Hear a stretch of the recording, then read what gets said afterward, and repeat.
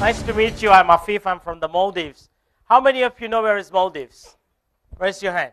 I can get onto a canoe and come here probably in 5 days' time. This is my second time in Mumbai, so nice to meet all of you. My objective of today's presentation here is to explain you an interesting story of a hotel group that was struggling 5 years ago, and where are we today? So our hotel group name is Lux Resorts and Hotels. Anyone heard about this brand, Lux Resorts and Hotels? Anyone heard about Lux brand? Well, you must have heard about the Lux brand, yeah, but we're not that. And I was sitting at the table and they talk about Lux, and I said, oh, no. The name Lux came from the Latin word lutus, which means light. So that's light, like here, light here. So that's our brand name. We call Lux Resorts and Hotels.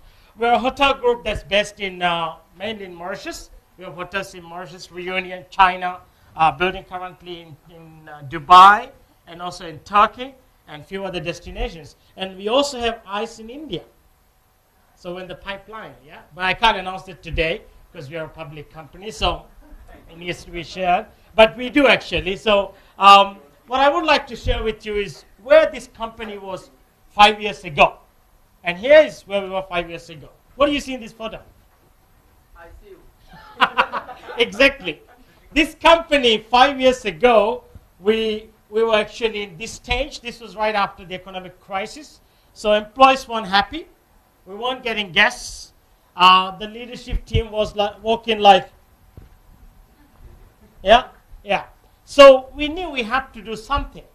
And obviously the board met, and before that, these were some of the articles in the newspapers. We got a lot of attention and press, but not good ones, the bad ones, right?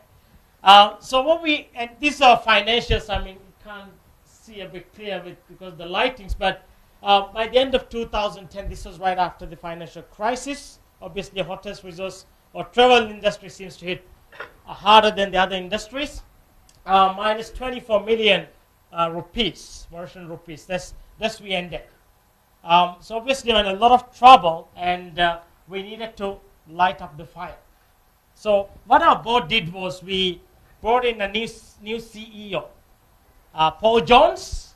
How many of you know a hotel group by the name of One and Only Resorts? Yeah. So he was in South Africa, Cape Town. We opened a hotel there. So I was working with Paul too, and we both came to the company together. So Paul came into the company, and the banks were refusing to give us any money because we didn't have any money to do any refurbishment, any more outside trainers, motivation for the staff. So it was a big risk that Paul has to take and go to the banks, and one bank was kind enough to give us a loan. And the interesting thing is, this is where the company was. How did we use that loan, right? Did we build new hotels? Did we refurbish hotels? What did we do? And that's what I'm going to explain you. And at the end of this, you will understand service can always make you successful regardless of the industry. Yeah? So which industry are we in? You have legal, no? Financial, banking, yeah? Insurance, pharmaceutical, yes. Yeah, stationery, hotels and resorts. Anyone from hotels and resorts?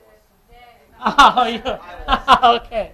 So this is exactly what I'm going to talk to you today. And the first thing we did was we knew that we have to light up the fire. Let me show you a bit of what we did in this photo. This was on the 11th of February, which was a Sunday, 2011. All our leaders met in Mauritius.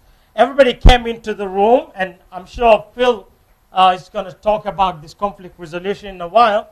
Everybody came into the room, and the new CEO asked the question. It was like this. We went and asked from the marketing department, hey, how come you guys cannot work with the strategy department? And you know what they said? With the people like that? So the CEO went and asked from the strategy guy, hey, how come you guys cannot work with the marketing people? Oh, with the people like that in the market?